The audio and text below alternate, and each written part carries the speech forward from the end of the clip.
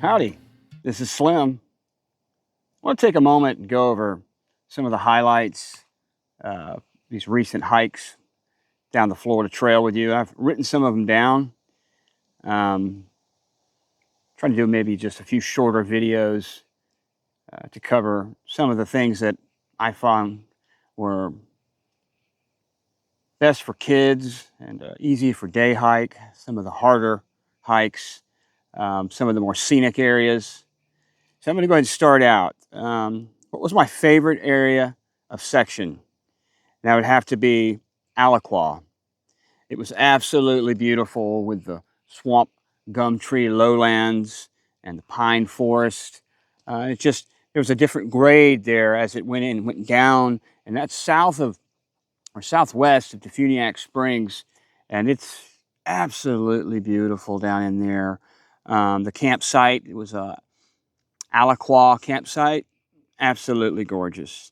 Also, the Cimarron Trail, which is it's not part of the Florida Trail anymore. It soon will be, but it is actually west of Highway 85, and it was extremely scenic. And that actually goes down onto the Yellow River, and there's all these Yellow River overlooks. Absolutely beautiful.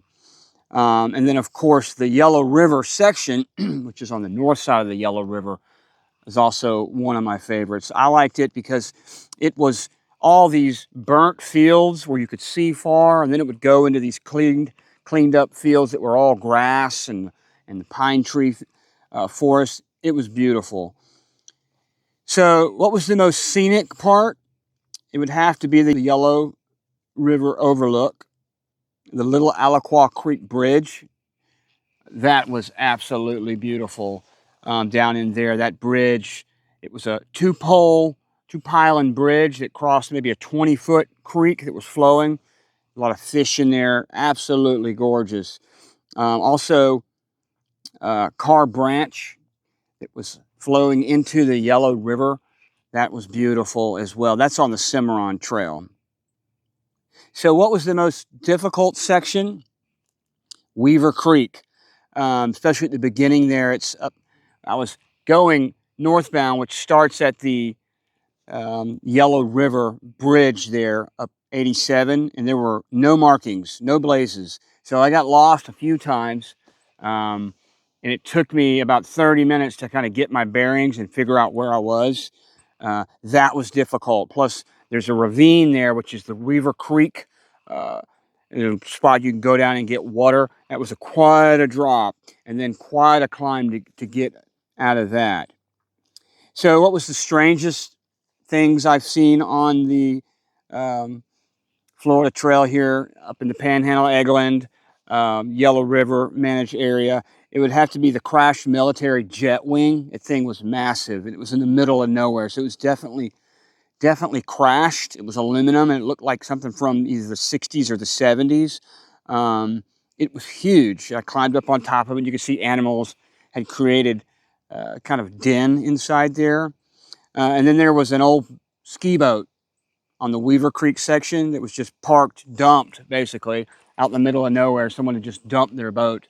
It was the SS Andy DeFresney, if I remember correctly. It was parked or dumped on the side of a logging trail.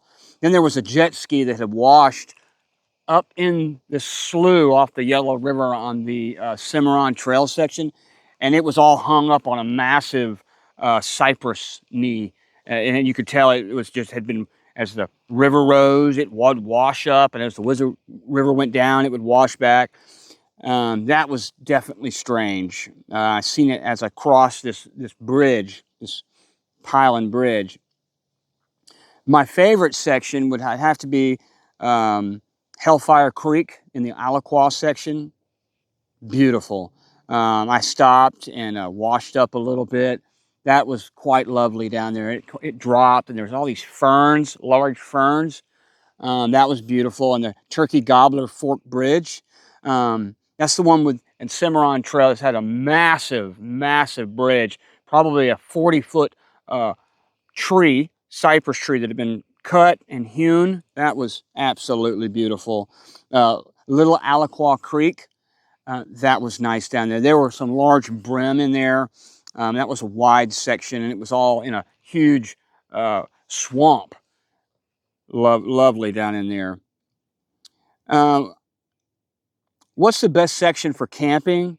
I would say the Aliquot campsite. It was huge, and that is in the Aliquot section.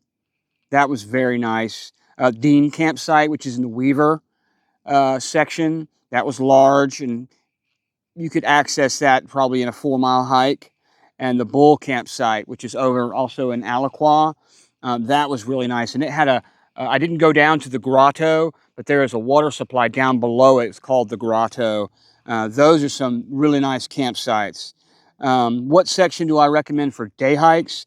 You can hike any of these sections. It depends on how far you plan on hiking, if you're going to do a loop or like a return, or if you have someone who's going to pick you up.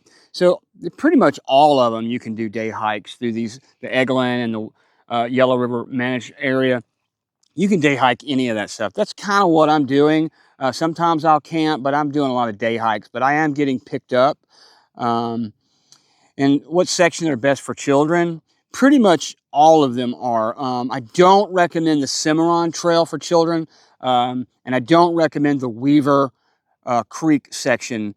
There's a lot of blazes aren't on the trees, and you can get kind of lost a little bit if you're not paying attention.